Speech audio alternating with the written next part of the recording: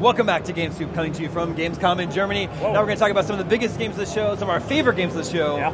One of the big reveals was BioWare's new game, Shadow Realms, which they've been teasing for a while. Yeah. You've been chosen? Was there, like, campaign? That's their tagline, yeah. They were really creepy, like, horror game style teasers, but ended up, it's what, like a... It's not very scary. And I'm not super... It's like a 4v1, Yeah, magical, so it's a something. 4v1. The one player is like a dungeon master, sort of like a D&D campaign kind of thing. Okay. He's the Shadow Lord. Shadow Lord, yes. And you choose which beasts spawn in this dungeon.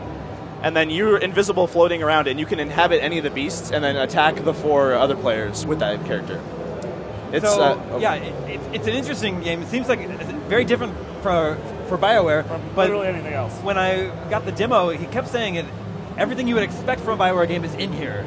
Right, Yeah. so when I went to the demo, they said that this is first and foremost a BioWare RPG. And apparently there's like a single-player area of the game that's sort of like a hub world between these different dungeons. I don't know, I didn't see what that's about, but it just seems a little strange right now. Yeah, I mean, what this I played very was much super looks fun. like a hack and slash right now.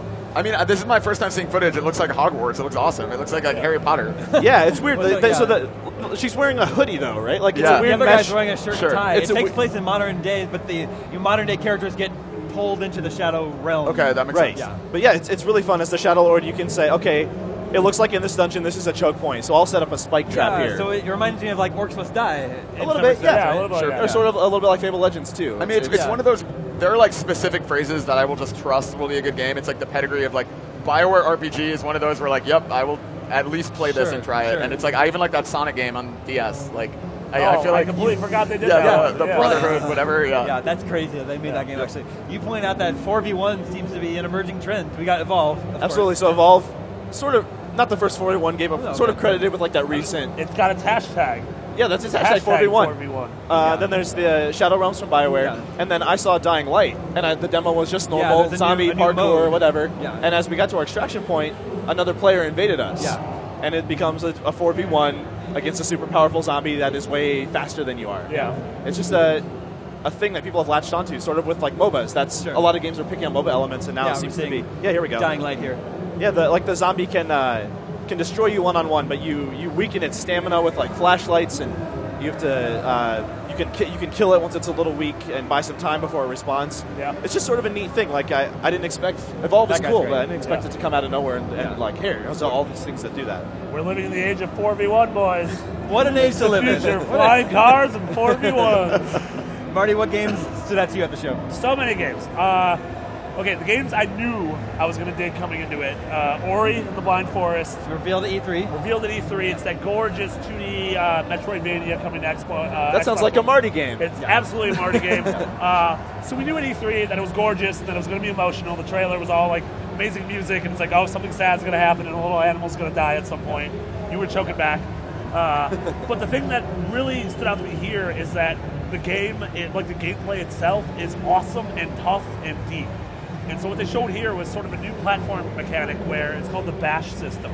And there's like nodes in the environment that when you jump towards, you can sort of start gravitating around them for a second. And then while you're doing that, you pick which direction you want to launch off of. And so there's just like, the entire ground is filled with spikes, and you're kind of ricocheting back and forth between all these different nodes. But then it gets more complicated because enemy projectiles can also be gravitated around, and you can shoot them back at enemies while also propelling yourself up to the next area. I don't even know how to describe That sounds it. so complicated. Yeah, I get know. an aneurysm. Like, Ori, what are you doing? Let's go back to just beautiful 2D emotional games. Exactly. No, it plays really well. It's really intuitive. It sounds really dumb when I describe it because I'm tired and exhausted and want to drink. But the game is incredible. I'm really excited for more of it. Yeah. Bloodborne, finally Yeah. got to play that. So okay, yeah, give us the download on that. So that's Miyazaki's game, the guy who did Dark Souls 1. It's pretty much, it's not a Souls game, but it's a Souls game. The big thing here is, so Colin at E3 said it's a little bit faster than Dark Souls, and that's why I like it. I called him an idiot, and then I played it. Colin was right. You're an idiot. I'm the idiot. We're all the So idiots. the one thing they revealed here at Gamescom is there's a new system where if you take damage, you can immediately damage who attacked you and get some of that health back. That's huge for Yeah. a Souls game. So- and that's also a thing that'll increase the speed, because sometimes when you're hit, you're like, oh, I'm going to back off, take it easy. Now you want to get more and now you aggressive. want to go back in so and fight. Yeah. Miyazaki in this game described health as your will to live. And so I like as that. he's like, as you get hit, your will to live goes down. But if you take a chance and become aggressive, you regain that will to live. Well, it's still health, but That's really I like interesting. the poetic way of describing it. Sure.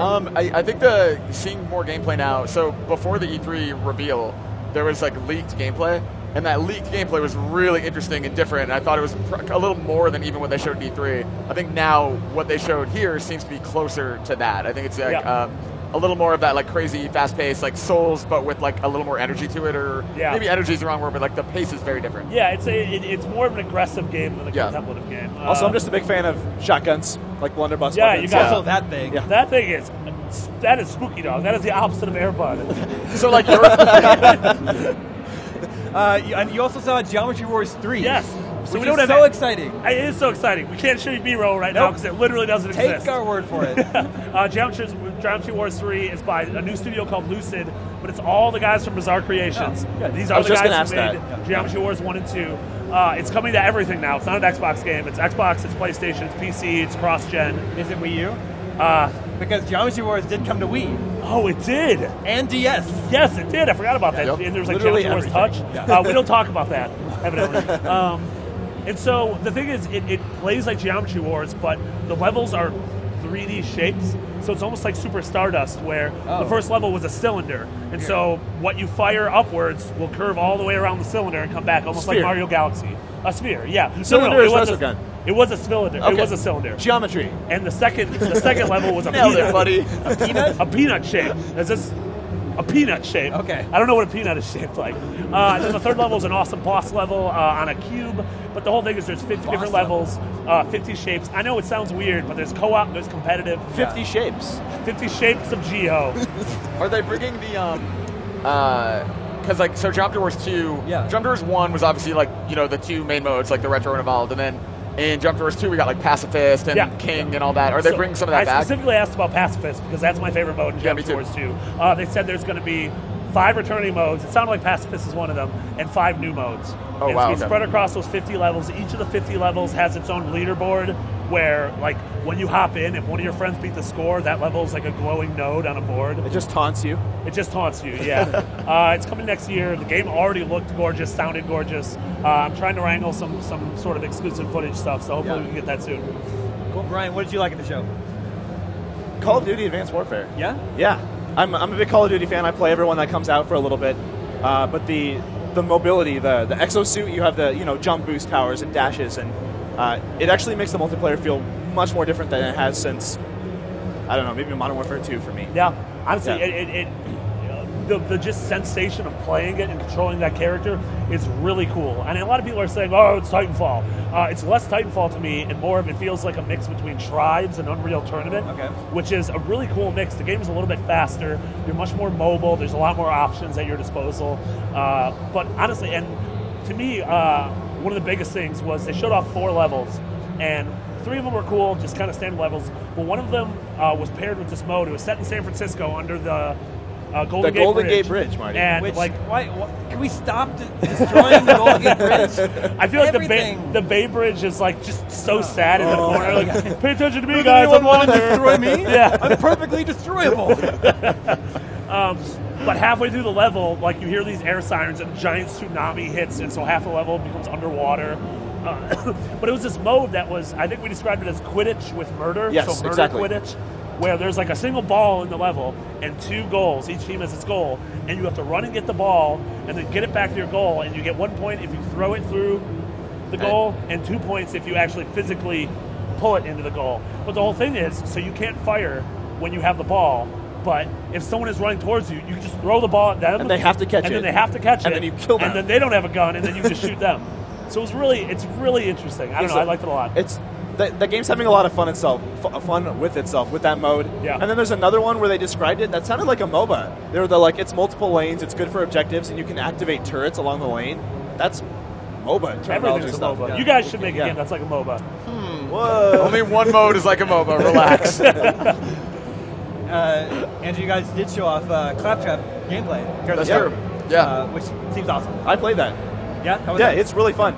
So his action skill is called vaulthunter.exe. Yep. And it's it kind of analyzes the situation you're in and gives you like an action skill based on what it thinks. Well, it tries to. It tries to. The problem is, like, so So- Handsome Jack put it in Claptrap, but it's like malware, like it's like shitty. And so, like, because he's Claptrap, like, if it works right, he'll use the action skill of an existing Vault Hunter, like some from Borderlands 2, some from this, some from whatever.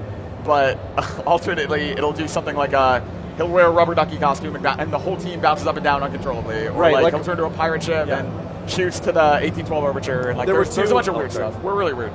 There were 2 like badass units up on high ground, and I was like, okay, I need some power, and I just turned into a duck and started bouncing around and died. I was like, okay, it's really silly. There's a checkpoint, and you come back and it's fine. But I like the attention to detail. So Claptrap is shorter than human, so they lowered the camera to the ground, and so if you walk up to a human, you're like up to their waist. It's great. He also has a skill where he asks for a high five.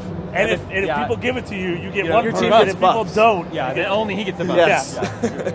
We're almost out of time. Andrew, did you get to play any other games? Check anything else out that you liked? So I didn't get to play anything, but I watched a lot of the live shows and stuff. I saw like the Quantum Break demo, which I'm really happy about. Like I've wanted to see more of that game since that reveal. What was that, like a year and a half ago, I guess? And yeah, this is the first time we finally saw it.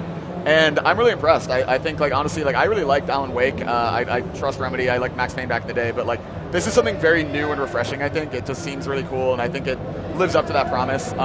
We were talking earlier about, like, that they didn't really, and maybe I missed it, but they didn't really get into how the live-action TV stuff is going to work too much. I mean, that was such a big aspect of the initial reveal, was that it's this, like, you know, simultaneously it's a video game, but also a TV show, and what you do in one will affect the other. Yeah, that's kind of all we've heard about really up until now. So here there was none of that. And now it was just like a game. It was gameplay, which was awesome, but it looked like Max Payne. No, I'm saying, do you guys know that the live action show ships on disc with the game? I think, yeah. It does. It does. Yeah, it does. Okay, you know. So, and then the recommended playing and viewing is you play an act of the game, then watch an act of the show, and you make choices in the game. And that determines what you see next on the show. They filmed multiple versions of scenes. Oh, wow. Man, you know a lot more about this than we do. Oh, you had Sam Lake on the show. We had him on the show, yeah. Yeah, Marty and I didn't know how it worked. Like, I mean, you assume that, like, to make a live-action TV show, they would want it distributed somewhere and, you know, to recoup some of that investment. But if it's actually part of the game, that's really interesting. I didn't realize that. Yeah. So what we're actually seeing here is, they described it as a third-person action game, and now we see third-person shooter with cover. There's also, like, these time bubble mechanics. You can freeze an enemy, shoot a bunch of bullets, and then when that time bubble collapses, it's really The game cool. looks gorgeous, obviously. Yeah. And yeah, Remedy, like Andrew said, Remedy has a rad pedigree. I trust the guys. Yeah, for sure. Ladies and gentlemen, that's about it for us here from Gamescom. I think we've arrived at the end of our long journey. Whoa. Thank you so much for hanging out with us this week, tuning into all of our coverage. If you missed anything, you can find everything at ign.com/Gamescom. Also, I want to thank Gamescom for having us here. We had a great time. Hope to be back next year. If you're watching live, stay tuned for our WWE 2K15 roster reveal going live at 10 a.m. Pacific. Thank you, Marty. Thank you, Brian. Thank you, Andrew. My name is Damon. This has been IGN Live from Gamescom, and we're out.